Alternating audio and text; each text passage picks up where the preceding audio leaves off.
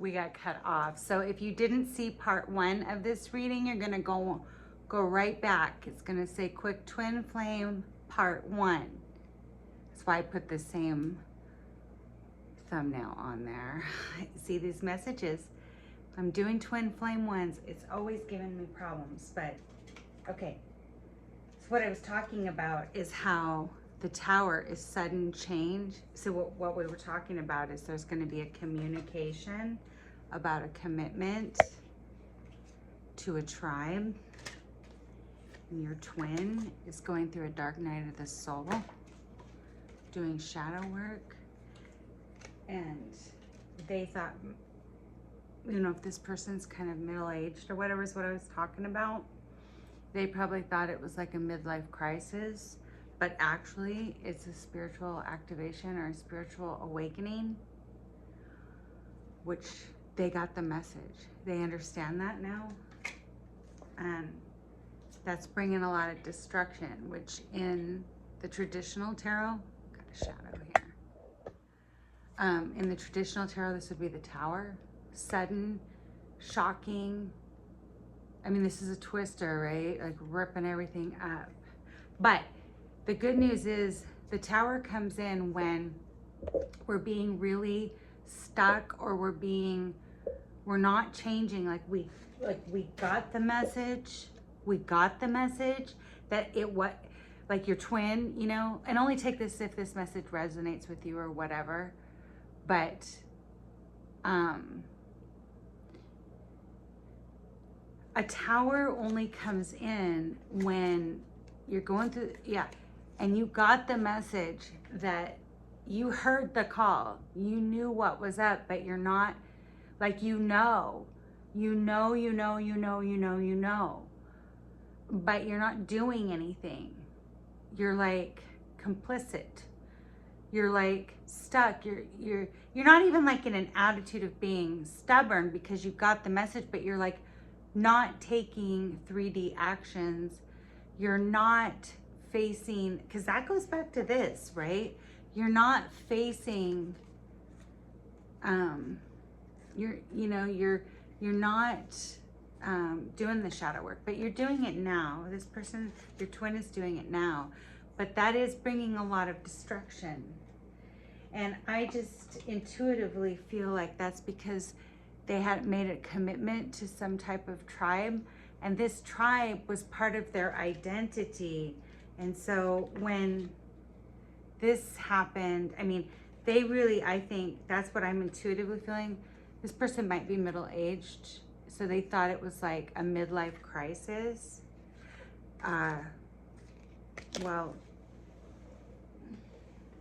But the Tower, what I was trying to say is the Tower has to come in because they got the message, but they weren't doing anything. They just got the message and they're just like, you know, and they're not doing anything. Well, so the Tower comes in because it has to rip everything down to the ground.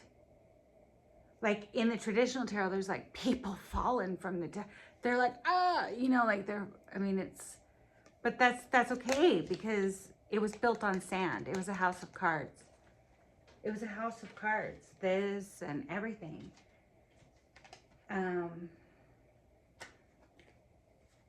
You know, so that then, you know, like what does it say in the Bible? A house built on sand a house divided, it can't stand. And that's okay because what I'm trying to say is the Tower comes in to rip everything down so that it can be built back better. But I mean, so that it can, be built on a firm foundation. That's what I'm trying to say.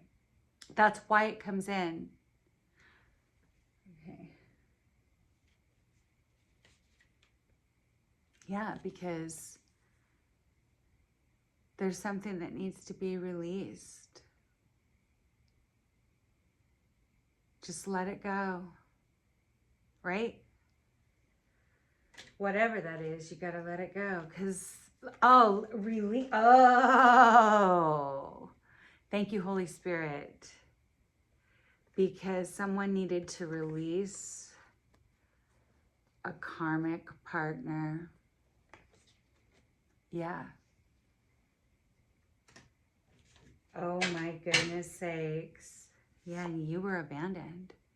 You felt abandoned. They abandoned you because they didn't release a karmic partner.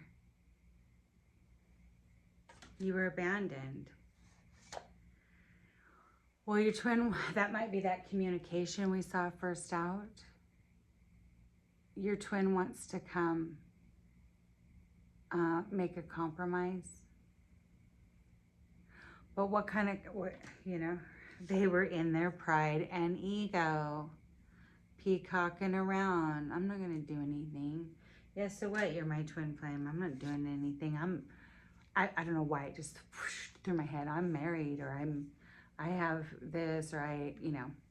And yeah, I mean, theoretically, but if it's a karmic partner, see, that's the thing about karmic partners. There's nothing wrong with them. We all have karmic partners. There's nothing wrong with them. They are here to teach us lessons, and we teach others. We are all a karmic partner to someone if you're not the one, right? So it's just that they tend to like to stay long after their expiration date.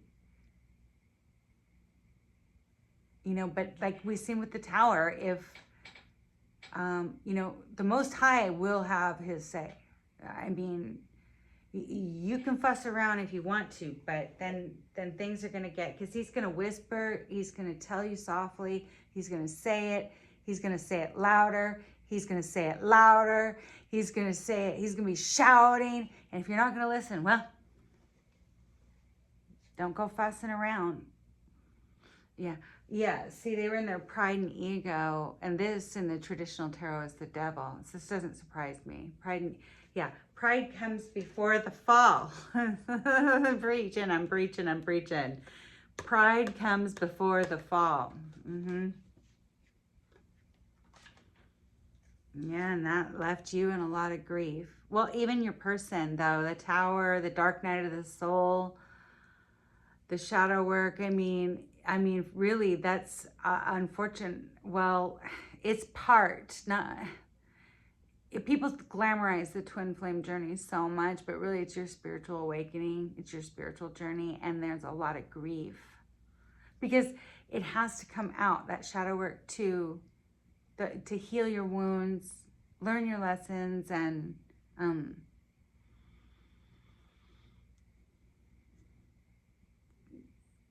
you know, you're losing your identity. You got to get out of the ego. Yeah, you got to get out of the ego, right? And so that you're operating from, I mean, that's the spiritual awakening. That's what it means. You're operating from your soul, your spirit. So we're in the age of Aquarius, and not all the twins are going to, some of them are going to fail their initiation. Don't let that be you. But it brings, like, the process of it brings a lot of grief on both parts, for both twins, really. Yeah, raise your vibrations. Well, because when you heal, when you raise your vibrations, you're helping your twin. Don't do anything in the 3D, though. Just work on yourself. Let them come to their own thing on their own. Yeah, you're being, yeah. Everybody here is being guided, right? Yeah, your divine masculine wants union. They're going through a reinvention. Yeah, how would he say that? You know, it's just on a pause. He's contemplating. Now, divine masculine, I mean, I know I say this in a lot of readings and stuff. Divine masculine, divine feminine. There really is no gender in that. Really, like physical 3D gender. No, that's just energy. But I'm just saying he because there's a male in this picture, you know. You switch the roles because you know who you are in this connection. You know who I'm talking about. He's in contemplating about a third party or whatever was creating a wedge in the connection. Okay. Well, it's getting long before it cuts off again. Now listen to me. If you didn't see part 1, you're going to want to go back. And also, only take what resonates. Leave the rest. Always check the spirit behind every message, even mine. I'm not giving personal readings right now. So please do not get scammed. I don't have a WhatsApp account. I don't have a Telegram. I'm never going to try to approach you and take you off YouTube or sell you anything. You know, if somebody approaches you like that, either report them or ignore them. Please drop a comment. Please hit the like button. Consider to subscribe to the channel if you already haven't. For those of you, my returning viewers, you're so amazing. I appreciate you more than you even know. More interaction with the channel, the better, because it helps us to get out and above the algorithm, because even though YouTube says they don't, they suppress views and they punish you for taking breaks. You can't get a hold of anyone. So if any of you will help me so that I can get around, you know, trick an algorithm, just more interaction with the channel. You know, liking videos that you like, that you know, or just saying, hey, I watched that. That was a good one. I like to cut the deck with my left hand because God gives us 2 hands, one to give and one to receive. And I do with my left hand because that's my more passive or receptive hand. And we're asking for a message. So that's why I like to do that.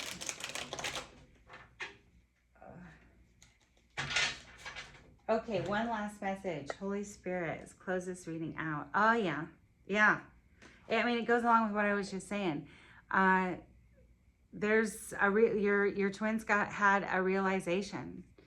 They are aware. They're finding out everything's coming to light.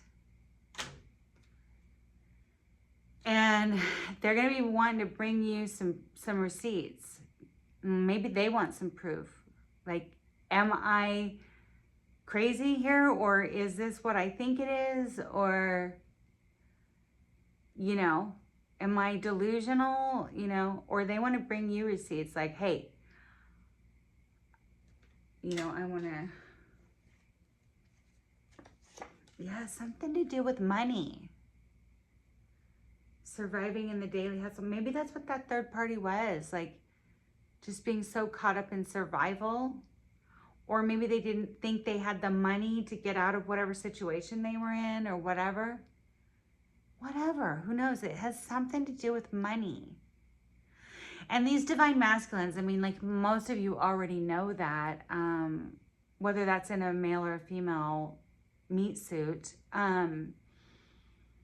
they really don't feel like they're up to, they want their finances to be like solid.